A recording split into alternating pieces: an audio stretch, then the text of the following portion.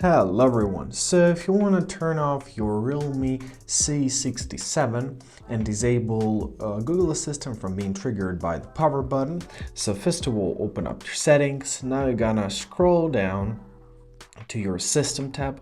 Here it is. Now in your system tab find your gestures. In your gestures we gotta find our press and hold power button.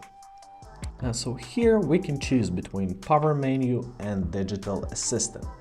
So now if you want to access the power menu instead of triggering Google Assistant when you press in your power button, simply choose your power menu and let's try it out. Now if we're gonna hold our power button, we can choose our power menu and choose our power off option, just like that. If you want your Google Assistant back, simply find your press and hold power button option once again and choose digital assistant. And that's it. I hope this video is helpful. Thank you so much for watching. Have a great day and please consider subscribing to our channel.